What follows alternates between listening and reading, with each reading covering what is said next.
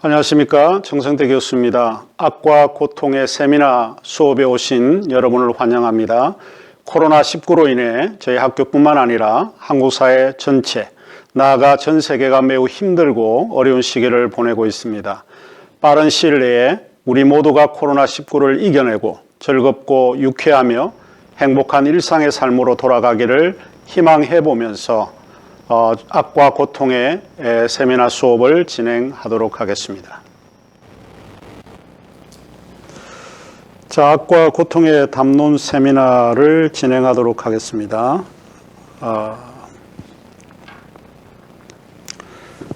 이번 세미나에 이제 저희들이 읽어야 될, 강독하고 발표해야 할 두 권의 책을 우선적으로 제가 좀 설명을 해드리도록 하겠습니다.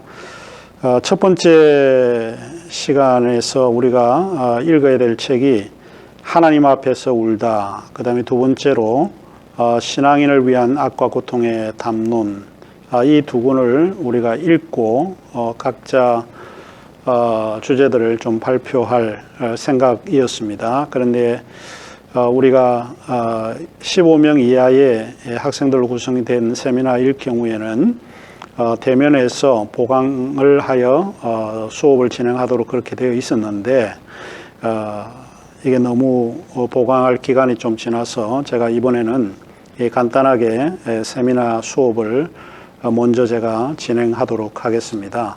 여기에서는 서론적으로 조금 책에 대한 소개를 해드리게 되고 그 다음에 여기에 가지고 있는 내용들이 무엇인지를 좀 간략하게 여러분에게 좀 소개를 해드리는 게 좋을 것 같습니다. 그 다음에 악과 고통에 대한 그 일반적인 생각들을 제가 좀 설명을 해드리도록 하겠습니다. 원래는 25분을 3번에서 나누어서 제가 여러분에게 동영상으로 강의를 해야 되는데 이것은 세미나 형태이기 때문에 그렇게 길지는 않고 한 2번에 나누어서 제가 시간 되는 대로 좀 설명을 해드리도록 하고, 또 여러분이 이 동영상을 들으시고 출석 체크를 하는 것을 의무로 하고 있기 때문에 이 동영상을 들으시고 간단한 내용 한 2-3 문장, 제 생각에는 한 2-3 문장 정도 출석 대용으로 제가 사용을 해야 되니까, 또 교육부의 지침도 그런 것이고 해서 제 이메일로 2번에 걸쳐서 동영상을 봤다라고 하는 것과 간단한 내용이 무엇이었다라고 하는 것을 가지고 제 이메일로 내용을 조금 이렇게 보내주시면 그거로 출석을 체크하도록 그렇게 하겠습니다. 자, 하나님 앞에서 울다, 신앙인을 위한 악과 고통의 담론, 이것은 반드시 여러분이 좀 책을 좀 구입을 해 주시고 또 자기에게 할당된 내용들 우리가 이제 만나서 다음 주에 목요일인데 다음 주 목요일에 만나서 우리가 세미나에 필요한 자기가 발표할 내용들을 조금 나누도록 그렇게 하겠습니다. 자, 우선 책 소개를 조금 해드리도록 하겠습니다. 그 첫 번째 책이 하나님 앞에서 울다입니다. 헤럴드 시처가 지은 하나님 앞에서 울다라고 하는 그런 책입니다. 일단 저자에 대해서 여러분이 좀 소개를 하자면 이 저자는 풀러 신학교에서 공부를 했습니다. 그리고 워싱턴 스포켄에 있는 워드워스 대학에 1989년 이후에 주로 강의를 하고 교수로 지냈던 사람입니다. 굉장히 복음주의적인 그런 사고를 가지고 있는 그런 학자입니다. 그런데 이 책은 그의 글이 굉장히 아주 조금 제가 볼 때는 굉장히 아름답다라고 하는 생각이 조금 많이 들어요. 그런데 이 책은 이제 다른 책과는 조금 달리 실제적인 비극의 이야기에 근거를 하고 있습니다. 자기가 경험했던 교통사고가 상당히 비극적이었는데 그 비극적인 그런 이야기, 사건에 근거를 해서 기술되었기 때문에 우리의 마음에 상당히 큰 감동을 안겨주는 좀 짠한 그런 구석이 많은 그런 류의 책입니다. 여러분 꼭 이거 한번 좀 살펴보시면 좋을 것 같고요. 이 비극적인 사고로 인해서 결과적으로 마음에 남겨진 경험이 있을 거잖아요. 그 경험을 그는 상실이라고 이야기를 했습니다. 인간의 상실의 경험, 상실감이 얼마나 참 고독하고 외롭고 힘든 과정인가 하는 것을 좀 보여주는 그런 류의 내용이 담겨 있습니다. 그리고 그 언어가 제가 다른 어떤 책보다도 우리가 고통을 당하고 어려움을 당할 때에 언어로 표현하기가 굉장히 어렵습니다. 힘들고 고통을 당할 때에 그 고통의 그런 감정을 표현하기가 쉬운 게 아닙니다. 근데 제가 여러분에게 강독하고자 하는 그 결심을 하게 된 이유가 이 상실이라고 하는 그 개념을 깊은 내면의 심리적인 언어로 표현을 했다는 거예요. 그 사람이 가지고 있는 그 무거운 마음, 외로운 마음 이런 거를 언어로 표현하기가 쉽진 않은데 이 내용은 굉장히 그런 면에서 좀 성공을 하지 않았나 하는 생각을 조금 갖고 있고, 그리고 조금 결론 부분이 조금 마음에 들지는 않아요. 사실 상실의 경험에서 서서히 회복해가는 과정인데 조금 그 회복해가는 과정이 어쩌면 뻔한 그런 이야기로서 이제 마치게 되어서 그러는데, 그러나 그 상실을 경험했던 그 내면의 그 심리적인 이야기는 상당히 어떤 깊은 언어로 표현을 했기 때문에 참 좋은 책이라고 제가 생각을 합니다.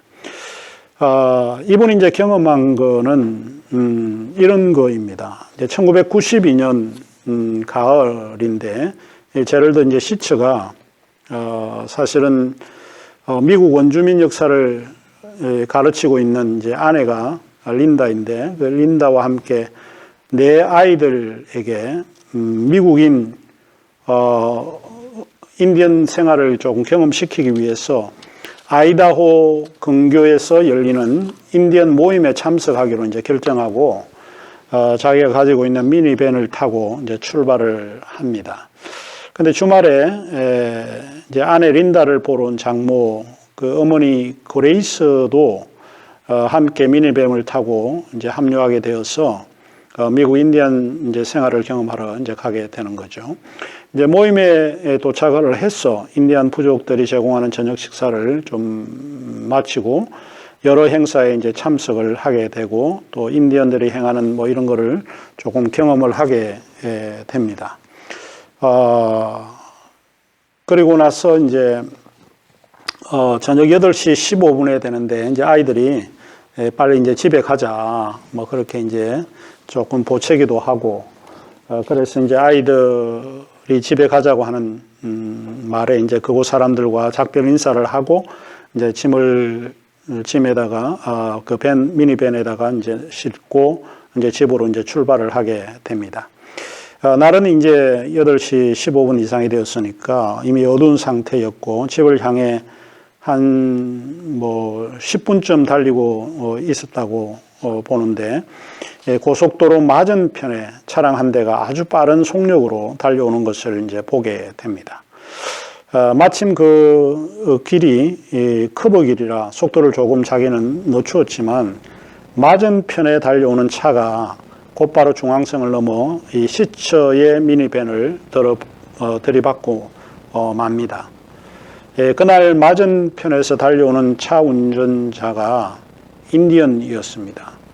그는 이제 술에 취한 상태였고 속력은 시속 140km를 달렸는데 운전자 부인은 임신한 상태였고 그 사고로 운전자 부인은 사망하게 됩니다.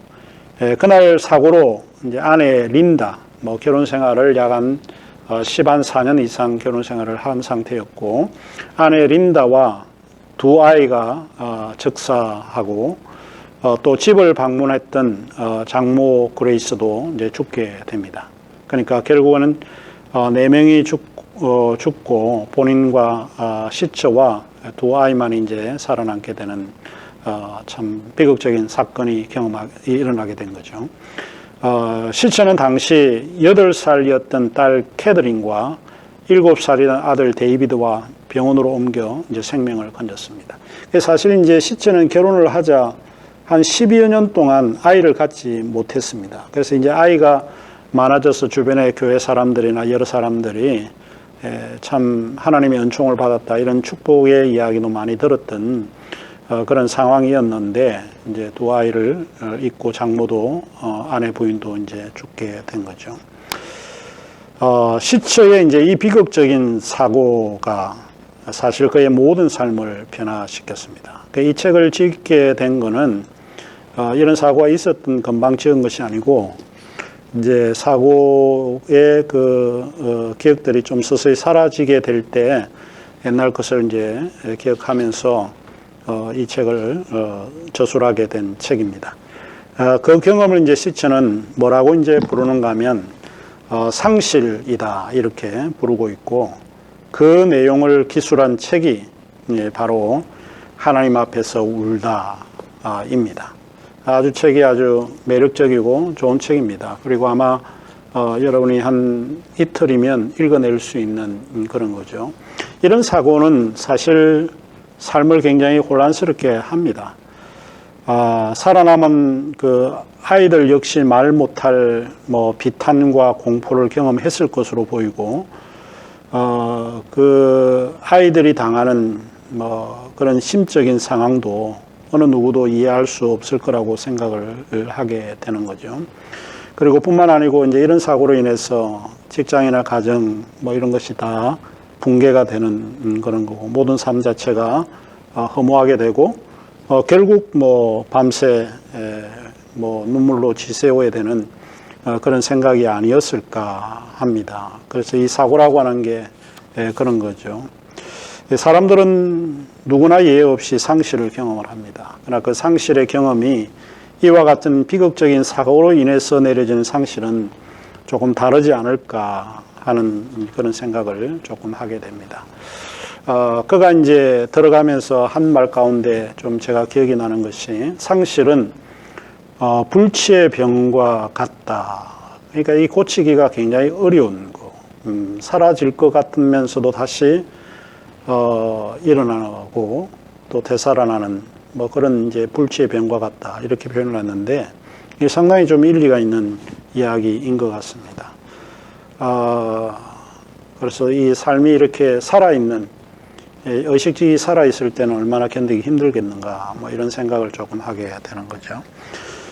19쪽에 여러분 이제 앞으로 이 책을 보게 되면 19쪽에 그가 했던 말을 조금 제가 인용해서 좀 읽어드리면 이런 겁니다. 이 상실이라고 하는 게 어떤 것인지 끔찍한 상실, 그것은 거대한 홍수처럼 모든 것을 파괴한다. 무자비하고 가차없으며 통제 불가능한 데다 몸과 마음과 정신을 잔인하게 망가뜨린다. 때때로 상실은 그 피해가 즉각 나타난다. 일순간에 댐이 무너지면서 터져나오는 거센 물살 앞에 있는 모든 것이 휩쓸어 버리는 것과 같다. 때때로 상실로 인한 피해가 서서히 나타나기도 한다. 비가 며칠 동안 쉬지 않고 내리는 동안 강물이 조금씩 불다가 둑을 넘어서면서 마을 전체를 송두리째 삼켜버리는 것과 같다. 어떤 경우든 이 끔찍한 재앙과도 같은 상실은 우리 삶에 해당하는 대지 위에 회복할 수 없는 잔해를 남겨놓는다. 참 이게 그 표현 자체가 참 이해가 갈 수 있는 그런 내용으로 조금 설명합니다. 무언가 우리가 이런 경험을 하게 되면 참 이렇게 힘들겠죠. 그야말로 그가 표현한 것처럼 댐이 붕괴되는 것 같은 그런 경우 한순간에 예상할 수 없는 삶이라고 하는 거는 예상하면 되는데 예상할 수가 없는 그런 것이라고 이제 좀 볼 수 있는 거죠. 이 책의 내용에 여러 이제 있는데 이 책은 실제로 사실은 그 15장까지 있습니다. 15장까지 있는데 제가 아주 중요하게 여기는 뭐 그런 몇 가지 이 제목만 봐도 그 의미가 뭔지를 알려주는 게 있습니다. 그 속에 하나가 어둠 속으로 들어가다. 결국 이제 사고가 나고 난 이후에 모든 삶이 달라지는 거죠. 변화를 이제 극한 변화가 이제 일어나기 때문에 어둠 속으로 이제 들어가게 됩니다. 어느 누구도 만나기 싫고 뭐 이제 이런 상황이 전개가 되는 거고, 그 다음에 소리 없는 고통의 비명 소리를 듣습니다. 그가 이제 트라우마에 이제 빠져 있으니까 이제 그런 거를 한 장에 걸쳐서 상세하게 좀 설명을 하고 있고, 그리고 이전에 자기에게 익숙했던 자아와 결별을 하게 됩니다. 이 사람이 이제 이런 경험을 하게 되면 이전에 내가 알지 못하는 내 자신과 결별을 하는 경험을 하게 되는 것이고, 그리고 무엇보다도 이제 일상이 멈춰 버리죠. 우리가 지금 코로나 바이러스, 코로나19로 인해서 우리의 일상이 지금 멈춰 버리는 경험을 갖고 있는데, 사실은 이제 이런 비극적인 그런 교통사고를 당하게 되면 그것도 그냥 병원 신세를 져서 이렇게 다치는 게 아니라 가족 4명이 그냥 죽게 되는 이런 경험을 하게 되면 그야 일상이 멈춰 버리게 되죠. 이게 되면 속에서 여러 가지 이제 생각들이 많이 나게 되죠. 왜 그때 조금 사람들하고 인사를 조금 더 이야기하고 갔다면 그 시간차가 교통사고가 나지 않을 시간이 될 수도 있다. 자고 가라고 그러실 때 왜 좀 자고 갔으면 됐지. 뭐 이제 이런 보이지 않는 생각이 들죠. 그러면서 현재 내가 가지고 있는 일상이 완전히 이제 파괴되고 멈춰버리는 이런 경험을 한다는 거예요. 이제 그가 또 한 장에서 좀 다루고 있는 거는 그게 8장에서 다루고 있는데, 상실은 아무 때 누구에게나 찾아온다는 거예요. 그래서 사실은 나한테는 이런 일들이 일어나지 않겠지, 그런 거죠. 그러나 상실은 아무 때 누구에게나 찾아온다라고 보는 거죠.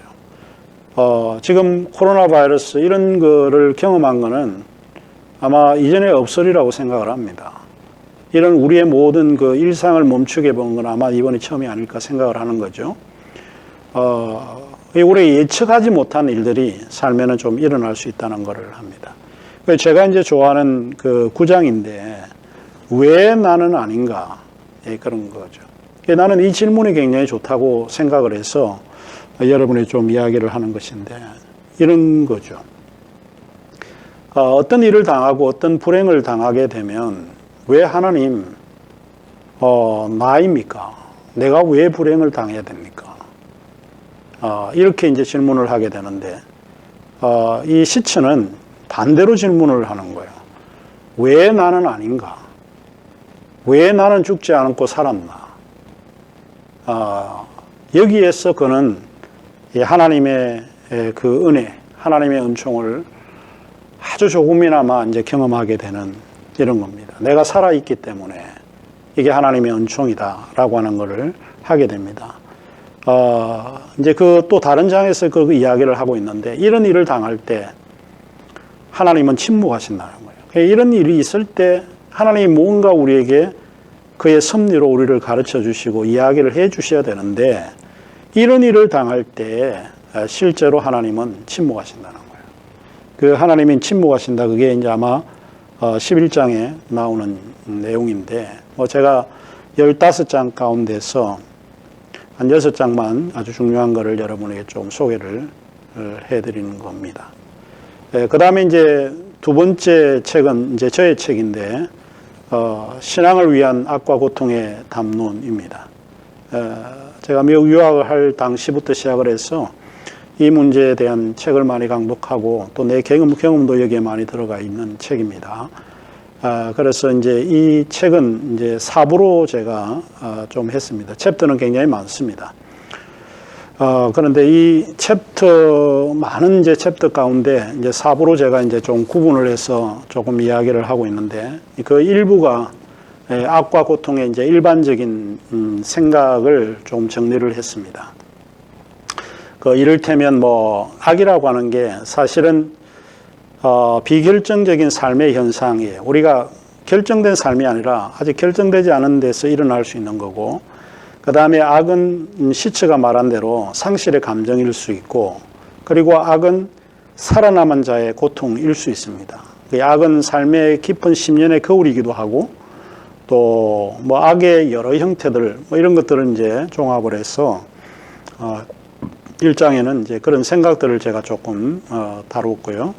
2장에서는 조금 2장과 3장에서는 조금 학문적인 내용들을 조금 다뤘습니다. 2장에서는 악과 고통의 이제 고전적인 견해들인데 악과 고통의 문제를 해결하기 위해서 여러 이제 대안들을 제시를 했는데 뭐 이혼론적 견해도 있고 낙관론의 견해도 있고 그다음에 다른 어떤 책에서 이제 찾아보기 힘드는 캉디드의 이제 견해 뭐 이런 거 그다음에 이제 불교의 견해, 유대교의 견해 특별히 이제 기독교인들을 위해서 욥기의 견해 같은 것도 제가 조금 언급을 했습니다. 이런 이제 고전적인 그런 견해들을 조금 언급을 2부에서는 하고 3부는 이제 신정론인데 소위 디오디시라는 말을 이제 사용을 합니다. 보통 이제 악과 고통에서는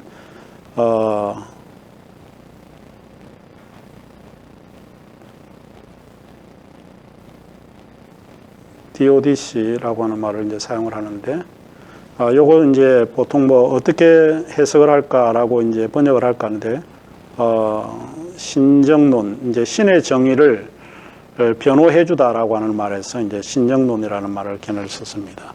이제 여러 신정론의 견해가 있습니다. 어거스틴이 악과 고통의 문제를 조금 잘 다루었고, 이레니우스의 신정론도 그렇고, 칼발트의 신정론, 뭐 이런 것도 굉장히 중요한 요소고, 자유의지 방어론, 과정신정론의 견해, 그 다음에 조금 이제 새로운 부분이 이제 홀로코스트 신정론의 그런 견해를 제가 조금 언급을 했습니다. 그 다음에 이제 마지막 부분에서 이제 제가 조금 여러분에게 이 책을 추천하는 이유는 그 악과 고통의 문제에 대해서는 대부분 문제 제기를 잘 합니다. 왜 선하시고 전능하시고 능력이 많은 하나님은 악에 대해서 이렇게 침묵하시나.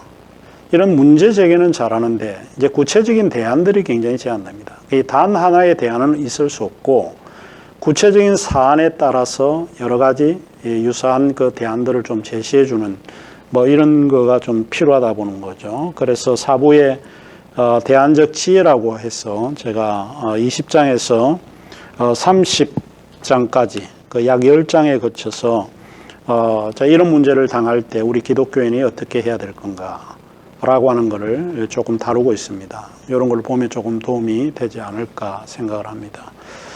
자, 이 악과 고통의 문제에서 몇 가지 우리가 주어진 사진들을 조금 보자면 기억하고 싶지 않은 이야기인데 세월호 사건이라든지 이제 붕괴되어가는 그런 시점들, 그 다음에 2001년에 일어났던 9월 11일 소위 이제 뉴욕의 월드 트레이드 센터 쌍둥이 두 빌딩이 붕괴되는 뭐 그런 그림들, 그 다음에 이슬람 거구들이 이제 해결하려고 했던 뭐 그런 비행기가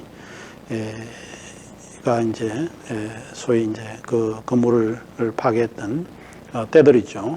붕괴되는 잔해들 뭐 이런 것들입니다. 뭐 지난 여름에 제가 여기 뉴욕을 한 방문을 해보니까 이제 새로운 건물이 이제 들어서기 시작을 하더라고요. 그런 거입니다. 성경에도 사실은 악과 고통의 이런 문제들을 많이 다루고 있는데 이거는 다음 시간에 다시 와서 여러분과 함께 나누도록 그렇게 하겠습니다.